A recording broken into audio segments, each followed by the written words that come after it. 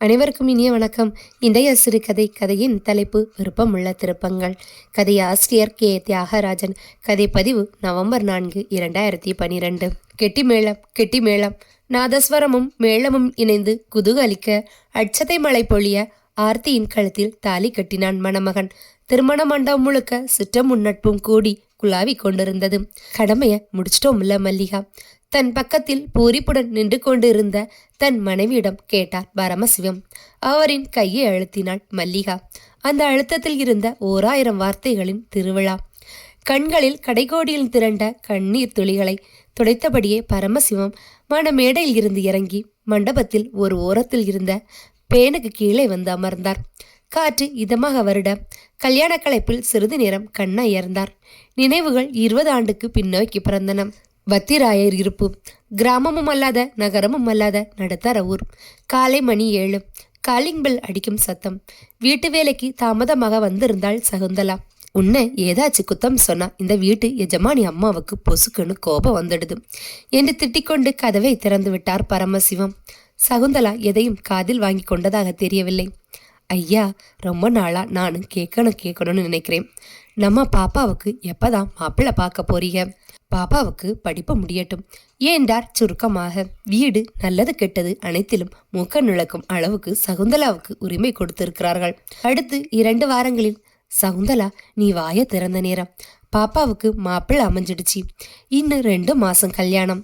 மாப்பிள்ளை வீட்டாரை பத்தி விஷயங்கள் அத்தனையும் சகுந்தலாவிடம் ஒப்பித்தனர். திருமண வேளைகளில் வீடு களைகட்டியிருந்தது. உறவினர்கள் வெவ்வேறு பணிகளில் ஆர்வமாக இருந்தனர். மல்லிகா பூஜை அறையில் வச்சிருந்த மோதிரத்தை காணோம், நீ பாத்தியா? கலவரத்துடன் கேட்டார் பரமசிவம். வீடே தலைகீழானது. மோதிரம் கிடைக்கவே இல்லை. வீடு முழுக்கவும் உறவினர்கள். யார சந்தேகப்படுவது? பரமசிவமும் மல்லிகாவும் வீடு முழுவதும் சல்லடை போட்டு தேடி ஓய்ந்து போனார்கள். யார் எடுத்திருப்பா? சந்தேக கண்கள் எல்லாரையும் படம் எடுத்தது. வேலைக்காரி சகுந்தலா எடுத்திருக்கலாமோ? மெதுவாக தனது சந்தேகத்தை மனைவிடம் சொன்னாள் பரமசிவம். என்ன பேசுறீங்க? 10 வருஷமா நம்ம வீட்டில் வேலை பார்க்குறா. எந்த குத்தம் சொல்ல முடியாது. அவ எடுத்திருக்க மாட்டா. சொந்தக்காரங்களை யார் மேலேயும் சந்தேகப்பட முடியாது. போனது போவட்டும், விடுங்க, அமைதிப்படுத்தினாள் மல்லிகா. அடுத்து 6 மாதங்களில் மகனின் திருமணம். பரமசிவமும் மல்லிகாவும் மீண்டும் கல்யாண வேலைகளில் சுறுசுறுப்பாக இருந்தன. குழந்தைகளாலும் உறவுகளாலும் ஹவுஸ்ஃபுல். என்னங்க, பூஜை அறையில் இருந்த நவரத்ன மோதிரத்தை காணுங்க. மல்லிகா அலறி கொண்டே வந்து சொன்னாள். பரமசிவம் பதறி போனான். இந்த தடவை நீ எதுவும் பேசாத. எனக்கு அந்த வேலைக்காரி சகுந்தலா மேலதான் சந்தேகம். கோபத்தின் உச்சத்தில் இருந்தார் பரமசிவம். கண்ணீரோடு சகுந்தலா நின்று கொண்டிருந்தாள். இந்த பாரு சகுந்தலா, 10 வருஷத்துல ஏதாச்சும் முன்ன கேட்டிருப்பேனா? பாப்பா கல்யாணத்துல மோதிரம் ஒன்று காணாம போச்சு. யார சந்தேகப்படுறதுன்னு விட்டுட்டோம். அது மாதிரி இப்போ நடந்திருக்கு.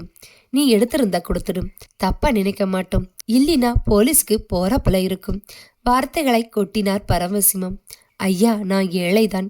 என் புருஷன் என்னை விட்டு போய் 3 வருஷம் ஆகுது. இந்த கை குழந்தைய வச்சுக்கிட்டு ஒவ்வொரு வீடா போய் பாத்திரம் கழுவி துணிய வச்சு நானும் பிள்ளையும் காலம் தள்ளிக்கிட்டு இருக்கோம். திருடுற புத்தி இதுவரைக்கும் எனக்கு வரலை. புடவை முந்தானையை அவிழ்த்து உதறி காட்டினாள் சகுந்தலா. செய்யாத குற்றத்துக்காக அவள் விசாரிக்கப்பட்டது அவமானமாக இருந்தது. வறுமையான மனிதர்களின் நேர்மையை யாரும் எளிதிலும் நம்புவதில்லை. புழுவாக துடித்தாள் சகுந்தலா. அம்மாவின் அழுகையை பார்த்து குழந்தையும் அழுதுது. திருட்டுத்தனம் பண்ணிட்டு நல்லா நடிக்கிறேன். ஏன் கண்ணு முன்னால நிக்காதே, வெளியே போ. கழுத்தை பிடித்து தள்ளாத குறையா வெளியேற்றினார்கள். மனசு கேட்காமல் மீண்டும் பூஜை அறையில் இருந்த பூக்கோடைக்குள் தொழாவி மோதிரத்தை தேடினார் பரமசிவம். விரல்களில் தட்டுப்பட்டது மோதிரம். அதிர்ச்சியானவர். மல்லிகா, மோதிரம் பூக்குடையில விழுந்து தெரியாம சகுந்தலாவை திட்டோம். மீண்டும் சகுந்தலாவை அழைக்க சென்ற போதும் எதுக்கும் உள்ளே வந்து வீடு பூரா மோதிரம் இருக்கான்னு தேடி பார்த்துக்கிட்டு போயிடுங்கம்மா, அழுகையுடன் சொன்னாள் சகுந்தலா. எங்களை மன்னிச்சிடுமா.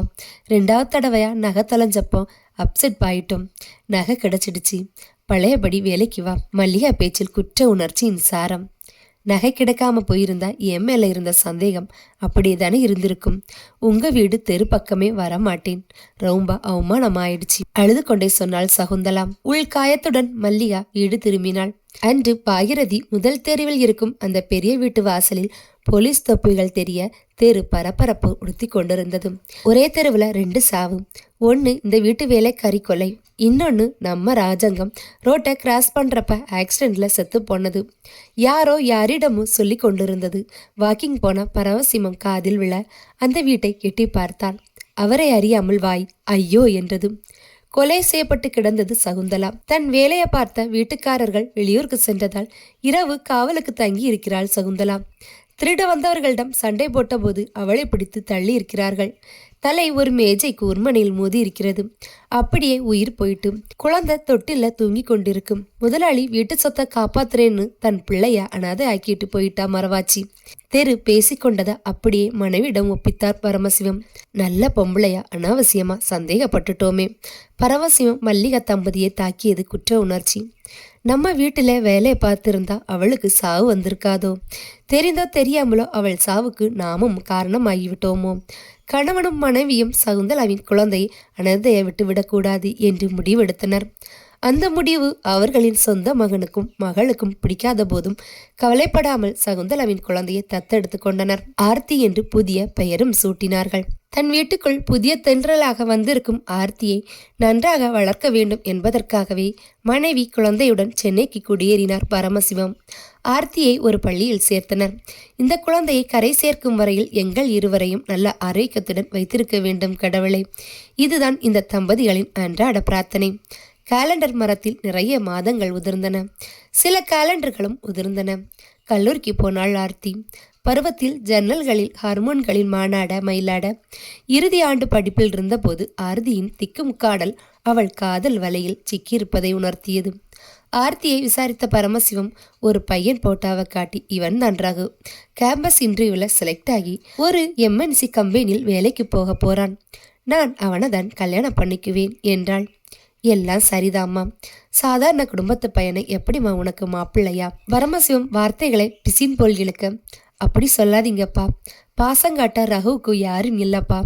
அநாத ஆசிரமத்துல தங்கி தான் படிச்சிருக்கார். நீங்க என்ன தத்து எடுக்கலனா நானும் அநாத ஆசிரமத்துல தானே வளர்ந்திருப்பேன். அப்பா ப்ளீஸ். ஆர்த்தியின் கெஞ்சல் பரமசிவத்தின் மனசை அசைக்க, பையனை வர சொல்லுமாம் என்றார். அடுத்த நாளே ரகு ஆஜர்.